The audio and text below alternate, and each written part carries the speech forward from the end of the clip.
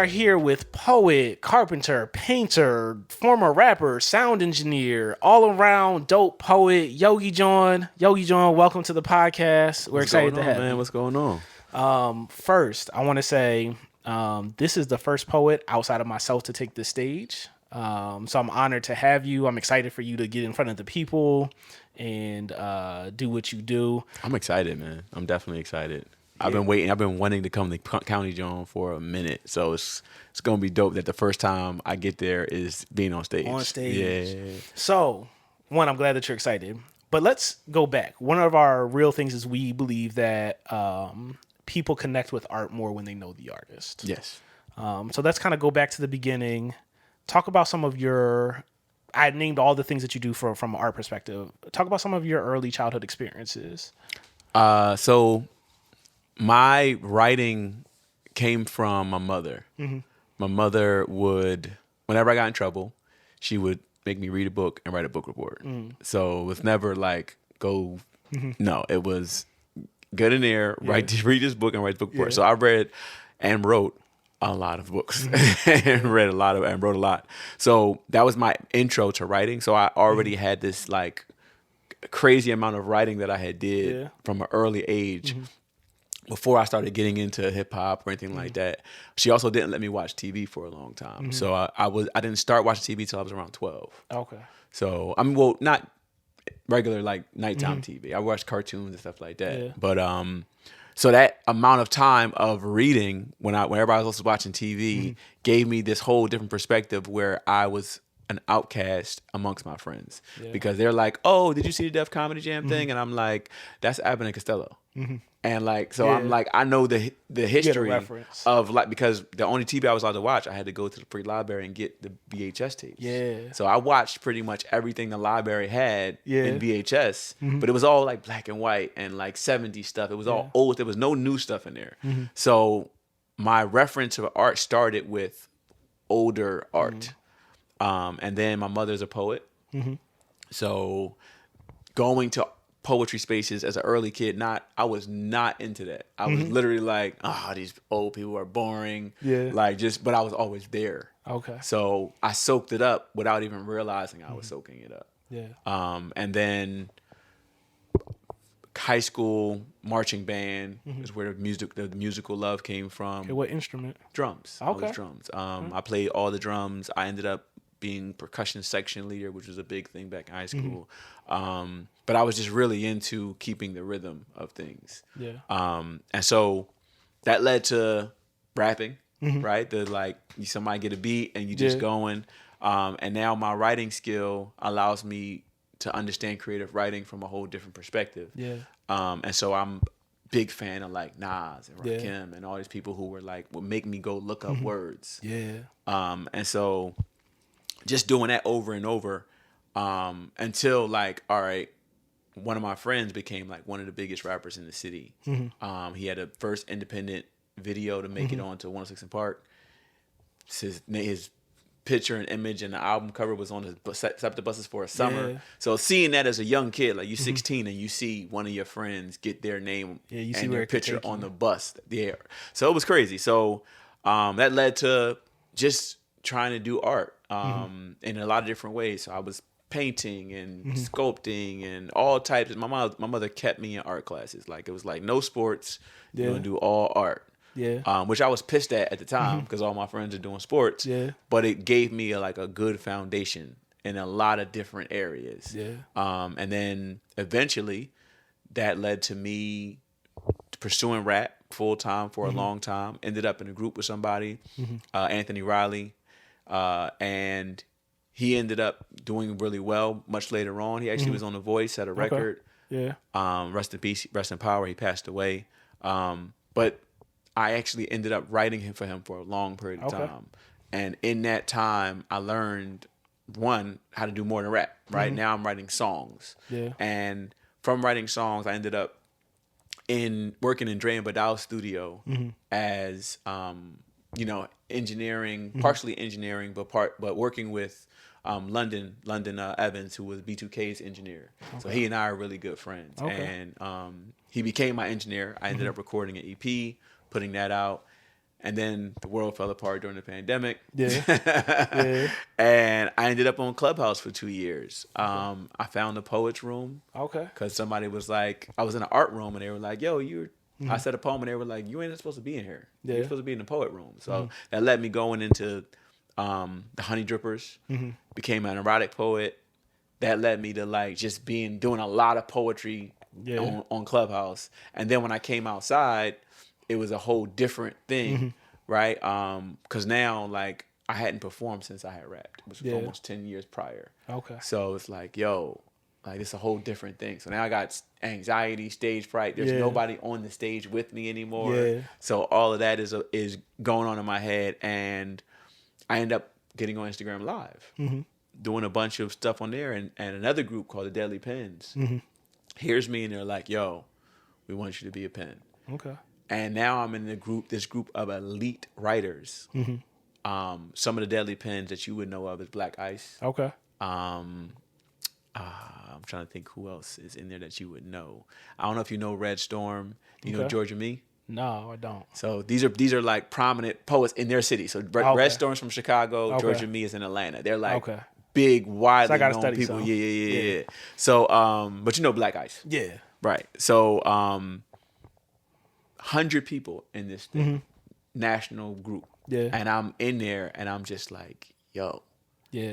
I'm in the back again. Because I had always worked from the back to get forward. So whether it was on the track team or the marching band, I had always started off like, yo, you're one of the worst. Yeah. And I had to just work at everything. So it was always this like amount of work ethic that I had got from my father because I saw my father do carpentry my whole life. Okay. And he was. So let me jump in real quick because you're giving us so much context, so many things I want to ask questions on. First, I'm gonna go fourth wall. Thank you, Mama Yogi, for disciplining with books and with book reports because now we have a phenomenal writer. So you talked about a lot. You talked about getting the foundations in terms of going to the library and watching Abbott and Costello and the really old school early comedy. You also were telling me that you're from kind of spent time between Southwest and Overbrook. How do you think those neighborhoods shaped you specifically? So what Southwest is hood. It's the hood. Definitely the hood. There's a level of like aggression, but also like just crab in the barrel, right? Everybody's like trying to get out of there, trying to get ahead of, and I was like, I like it. Like, I just want to, I'm from here. I'm proud to be from here. When I went to Overbrook, it was a whole different thing. It was literally like, for me, it was like Fresh Prince. It was like, yo, I moved to a whole nother area. Like, y'all got grass in front of y'all houses? Yeah. Like, it was just totally different. So, and I didn't understand why you would have so much aggression and you live in such a nice neighborhood. Like, I understood it in my neighborhood. Like, yo, it's nothing around here. But in nice looking neighborhoods with trees and nice scenery, I'm like, why are y'all still angry? Why are y'all still like, so that was the bigger difference for me of being around people who were what I would call rich, having nice houses. Like, you got your own room and you know what I mean? Like, you in a whole house and like, I'm in an apartment, like, and just seeing that. And so it was like, for me, the difference of like, y'all not really hood, like y'all faking, like y'all acting as if you need to be gangster and you don't need to be gangster. I'm from where people need to be gangster to survive. Like, y'all not dealing with the same issues. So why are you acting like this? And I never understood it, but I just accepted it. Right. And I was around and I got to be around that. And it changed my perspective on Philly because I got to see those two things. And I started living in North Philly. Then my cousin had a cousin in Germantown. So I'm traveling around and seeing like, okay, this is different in every section, but at the same time, Philly has a kind of theme to it all over. So it was a little different for me from coming from Southwest. Southwest still has this like this bad. It's the bad man. It's got a bad like rap, man. Especially just in like they think that Southwest people are shiesty, and it's just got a bad rap. So for me, it's not the people. My grandmother lives in West. So we were allowed up to Clark Park Park, and then after Clark Park, she almost treated that like the elephant graveyard. Yeah. Like the sun don't touch there, don't go. And I ain't have a Mufasa to show up if I went. So it showed you the different parts of Philly, right? That the through line in Philly is people are relatively aggressive. There's kind of this underdog mentality that we carry. And for you, it sounds like you started studying like, okay, here we have to be that. I'm not sure why we're this here. How do you think that translated into the art that you were creating at the time? I did a lot of, you can be from the hood and be proud of it. So my original rap name was Gutter. Okay. And I just liked it because I was like, yo, we should be proud to be from the gutter. Like, there's nothing wrong with being in the gutter. Like, there's like actual, like intelligent, like really intelligent people here that are not being, you don't see it. We don't see these rappers as English professors, but they are. Yeah.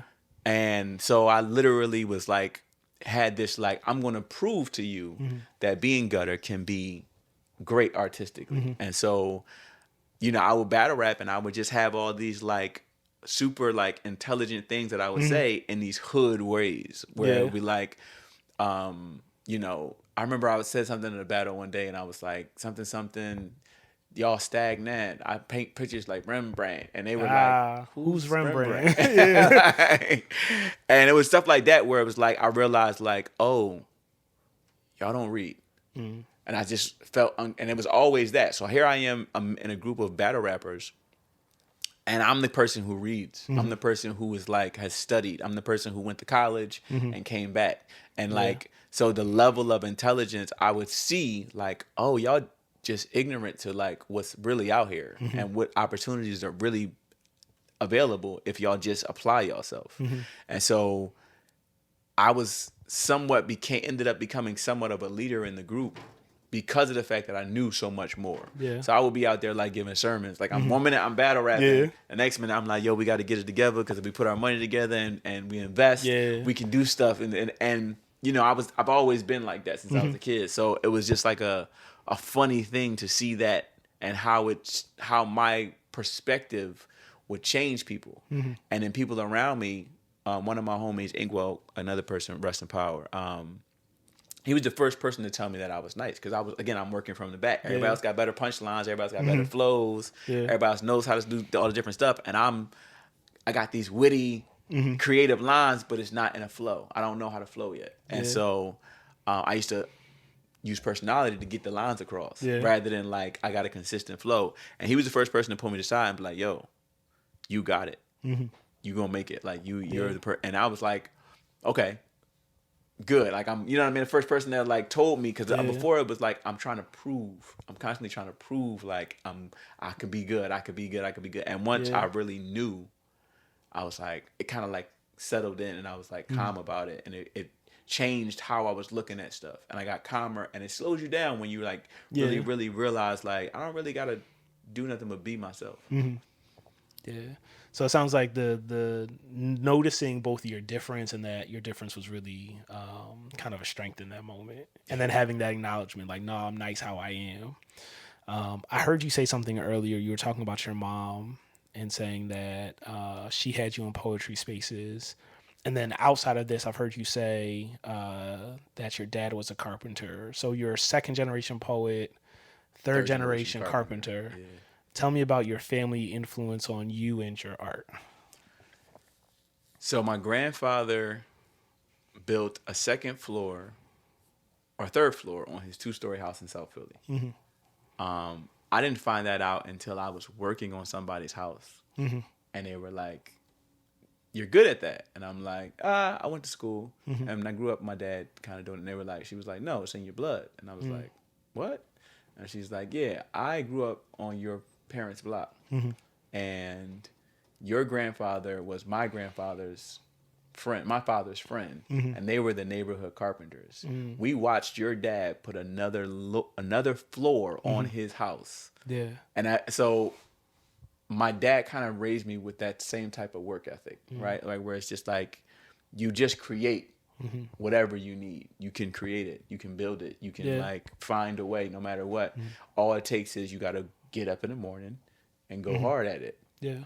So my father's work ethic and the way he was about stuff, the meticulousness, like where he would be like, no, we gotta just very meticulous. Yeah. Where my mother was very methodical, and very like everything had to have a fluidness to it. My mother's tone and how she reads is amazing. I've always found it amazing. She has an amazing vocal tone. She doesn't rhyme in her poetry most of the time. And I have a poem about that. But I always never listened to her poetry because she didn't rhyme. So I never it took me to be grown going back and reading her stuff again because I couldn't hear it unless it had a rhythm and it had a rhyme pattern to it. Yeah.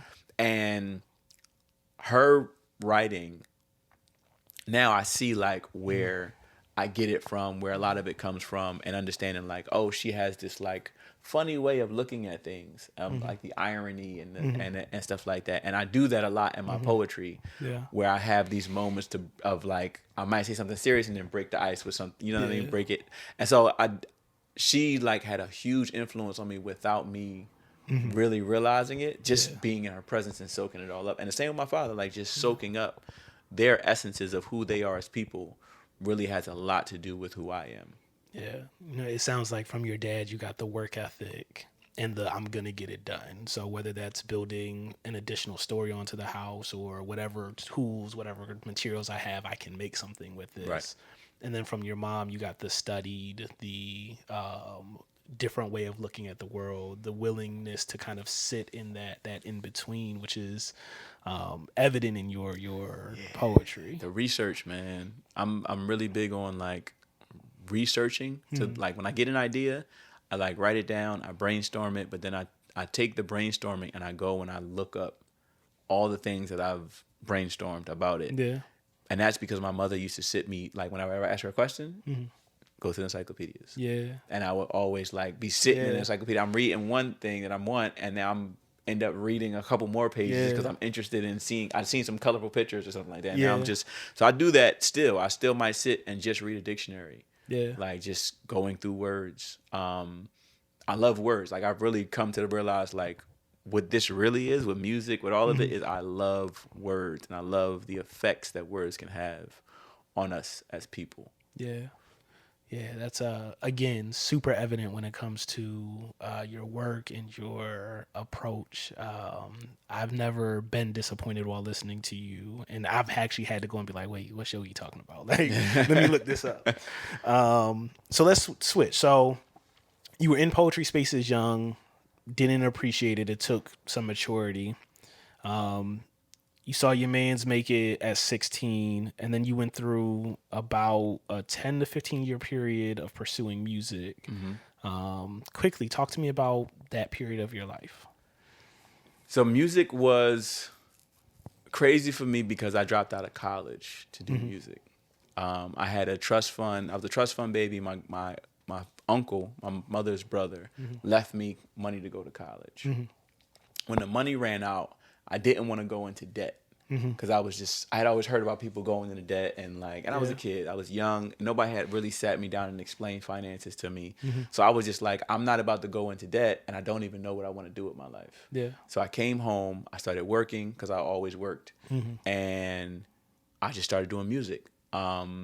Music for me was like my like release.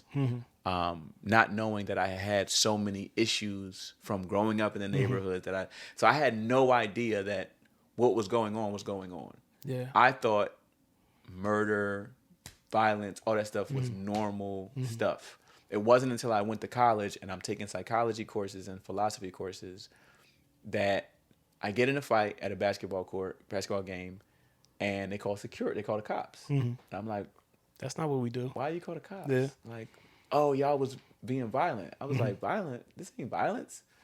And I'm thinking psychology, so I'm realizing like, oh, perspective, right? I'm like, he thinks this is violence. And if he thinks this is violence, well, what did I grow up in? Because I saw somebody get killed every year from 8 to 18. I'm like, oh, I grew up in a war zone. Like literally, I'm not supposed to see 10 murders growing up. And so it changed my whole perspective. So when I went back and started doing music, I was saying things about like, let's stop doing this. Let's like, this is ridiculous. We need to stop doing it. But I would always say it in a way where it would be like trying to make it cool to not do it, rather than I'm just saying, because there's always the, oh, you the conscious rapper, you know what I mean? And conscious rappers were corny, and I was like, I did not want to be corny. Like I wanted to be like saying it in a way that people would be like, oh, yeah, and it makes you think. Yeah. And I realized that if I can make you think, I can redirect the energy. So, but 10, 12 years, about 12, 15 years altogether, because I did 12 rapping and then 3 doing engineering and writing for other people and all of that. So in a group called We Street, shout out to my Monopoly brothers and everybody. And then from We Street, Two Tone, Anthony Riley and I, we were a group, kind of like a male version of Floetry. Once that was over, I decided to do sound engineering. I was at LDB Studios, Little Drummer Boy Studios, which is in South Philly, on South Street, actually. It's an engineering school. In there, I was in the process of learning the classes and going through the whole getting a certificate. And I met London Evans. London Evans was one of the assistants of the class at the time. He is B2K's engineer. And so I meet him. He starts telling me about the industry. I'm telling him about all the stuff I've done. We start writing together. I end up getting him out of there and recording with him for a year. We put out 2 EPs, and like I was like really like, all right, I'm ready to go again. And then life happened. Bunch of dumb stuff happened, and like I like had to give up music. And then the pandemic happened. And I had already been teaching yoga. And I'm now sitting in the house, and I have a son that's on the way, and I don't know how to release the feelings that I'm having. And so one of my friends told me, "Oh, come on Clubhouse, you should start doing art therapy." I get on there and start interacting with artists, and he's like, and as I'm just there listening to them talk, I hear somebody do a poem, and I'm like, "Hey, I got a poem," and they're like, "Okay," and then I do the poem, and they're like, "You're not supposed to be in here. Go to the poet rooms." And I'm like, oh, there's poet rooms? Because I was new to Clubhouse. So I go to the poet rooms. I end up bumping into the Honey Drippers. I interact with them. They ask me to be a part of them. I become a Honey Dripper. From there, I get like my first feature through them. And then I become a Deadly Pen from going on Instagram Lives. Tell them who the Deadly Pens are. You glossed over that. So the Deadly Pens are a international group, actually, because we have people in Canada. An international group of pens that are like elite writers. Some names like Georgia Me, Red Storm, Black Ice. If you're from Philly, you should know Black Ice. But these people are like elite people in their cities. Some movers and shakers here and there, and I'm young to poetry, so I know some of these people because Black Ice is he was one of my favorite writers just from Fabulous's album. But I didn't know he was Deadly Pen, and so I got to like now I'm like in the space, don't know how much people are known in this area, but I'm just like, all right, I'm right, and then I'm like getting all this inspiration from people, and when you're amongst any group that's like elite, you're going to be like, I'm going to try. And so my work ethic again comes back. And now I'm like, I'm trying to be, up there with all of these people. And I'm so bad at performing at this point. Like I'm shaking on stage. I can't, say my poem. I can't memorize it because it's too much anxiety. So I go through all of this and like, they're like, yo, we want you to be one of the main people. And so I'm like, oh, like, and not even like they asking me, but more just like my work ethic and like it keeps pushing me forward. So, and then from there, just performing and being out here in Philly and traveling around New York and DC and just out here. I met a lot of people, man, a lot of people. And now at the County Jawn, quick through line that I hear from beginning to end, early childhood experience, the rap experience, and then the poetry experience. One, your work ethic is amazing. This idea that I feel like I'm starting at the back, but I'm gonna finish at the front, right? Yeah. So that's through and through. And then also it sounds like at every step of the way, there's been somebody who's pulled you aside and been like, "Nah, you different. Like we see you," and that's helped to kind of keep you engaged with it, which is. I mean, I'm just thankful for those people. I'm thankful for you. Super thankful for those people. All right, so we're going to jump into rapid fire. So the first thought that comes to your mind, your biggest inspiration. At the moment, my biggest inspiration, that's a good one. Probably Obi West. Okay, Obi West. Obi West is my biggest inspiration as far as writing. Okay. As far as artistry, between Kendrick and Kanye. Okay. All right. So Kanye for the different things that he's done. Kendrick for the amount of like passion. Okay. And the creative angles that he takes. All right. So those are titans. Favorite poet of all time. That's a toss up. So, Black Ice. Okay. That's a really good question. I got a bunch of them. I'm definitely gonna say Black Ice though. Right, we'll go with Black Ice. We'll talk about the other. Prentice Powell is second up too. Oh man, Prentice. That's rapid fire. That's where we're at. If you could share the stage with one person, dead or alive, who would it be? Pac. Oh, that was quick. You knew that one. Yeah. Favorite poem of yours to perform? Upgrade Complete. Okay. Yeah, Upgrade Complete. Upgrade Complete is my favorite. All right. So this one's hard. You can only choose one of your disciplines from this point forward. Yoga, poetry, carpentry, or painting. Which one do you choose? That's a hard one.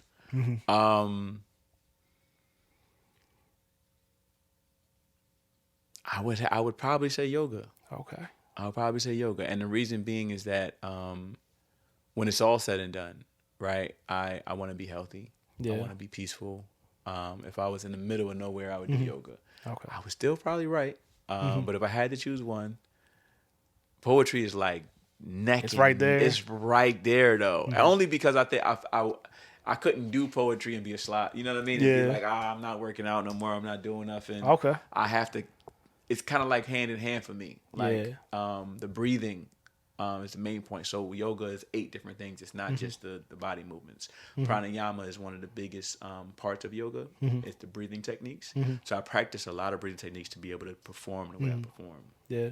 And so I can't really separate them. They're kind of like that intricate. You know what I mean? Yeah. Yeah. All right. So yoga, but they're intertwined. Right. All right. So last one. It is March 30th. You finish your set. What is one word that you want the people to say? I want people to be inspired.